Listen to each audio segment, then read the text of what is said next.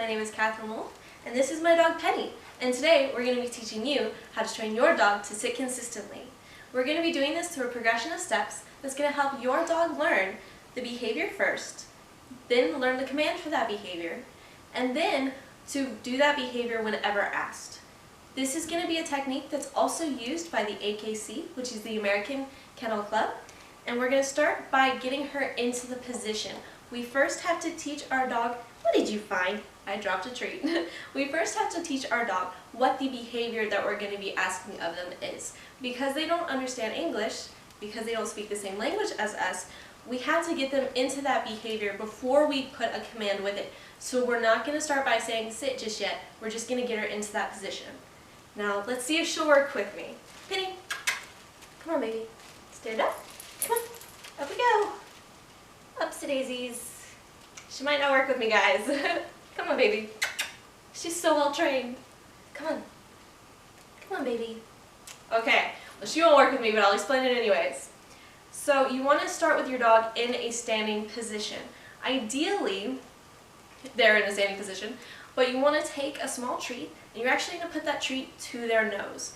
Now the reason that you're putting it to their nose is because you're getting their attention, so they're going to focus on this treat. So if I put it to Penny's nose, there you go, good girl. And then you're going to start by slowly lifting it up and over their head. Any other dog would probably follow you when you do that. So when you start lifting their head up, their bottom is naturally going to fall down. So it's going to be a motion of their head. Here's the treat, and you have your hand in front of their nose. And so when you put your hand up and over their head, sorry, their butt is naturally going to fall down. So that's when we're going to reward that behavior and give them that treat. Now you don't want to reward a half sit.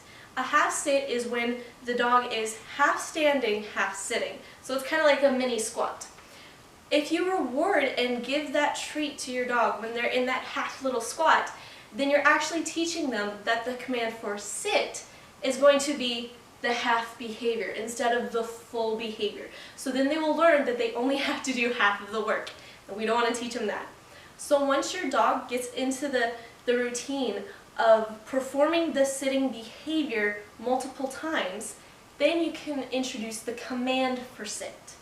So, Penny, you gonna work with me this time?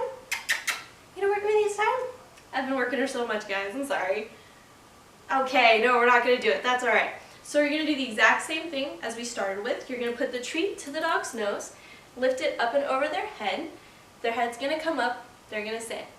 So we're going to introduce the command before we put the treat to their nose. So I would say, Penny, sit, lift it up and over, and then when her bottom hit the ground, I would reward that. Of course, again, she's not in the sit position and she's not standing, so it's hard for me to demonstrate that for you guys. So the third step is going to be gradually removing the hand signal. So far we've been using a method where you're putting the treat in front of the dog's nose and then pulling it up and over, their bottom goes down. So we're going to turn that into a hand signal.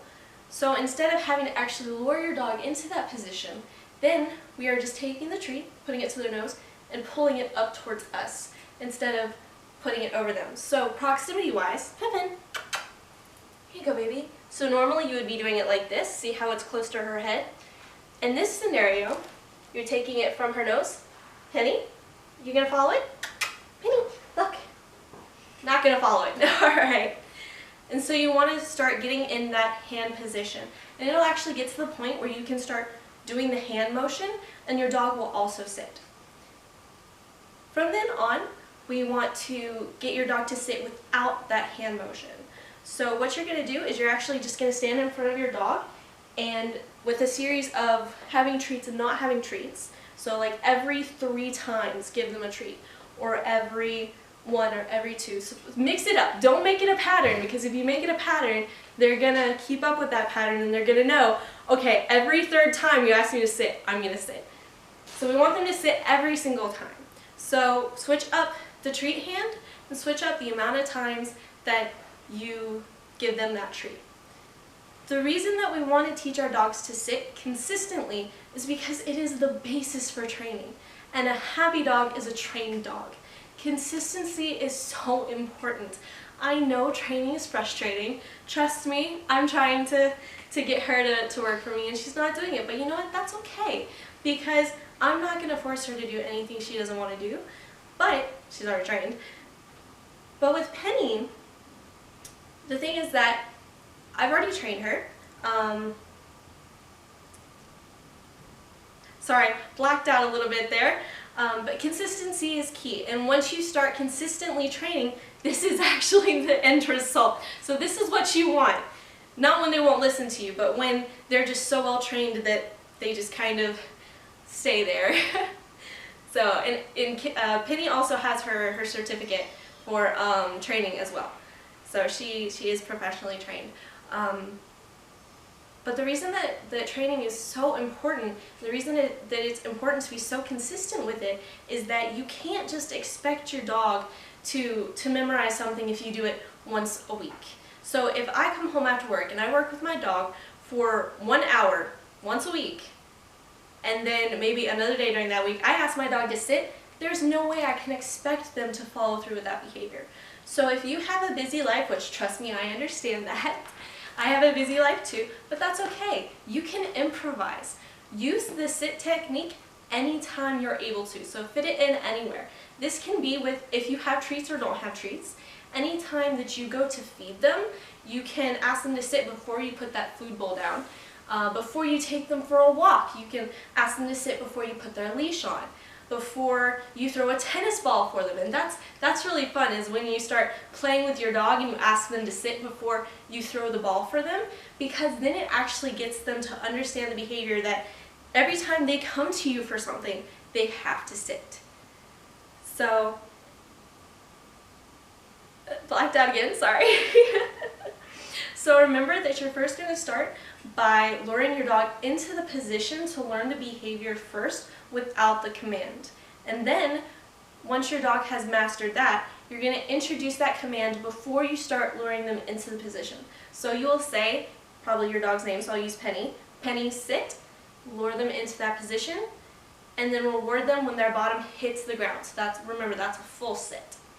And then you're going to go into trying to create a hand gesture for that command, okay? So it won't be near their head, it will be up towards you, okay?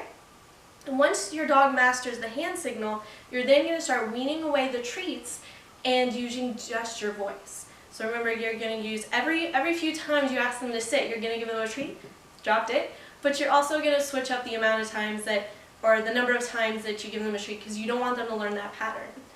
And the goal here is that you will get a very, very well-trained dog that just kind of does whatever you ask, unless you ask them to demonstrate a sit, because they're already doing the down position. But she's also 13 years old.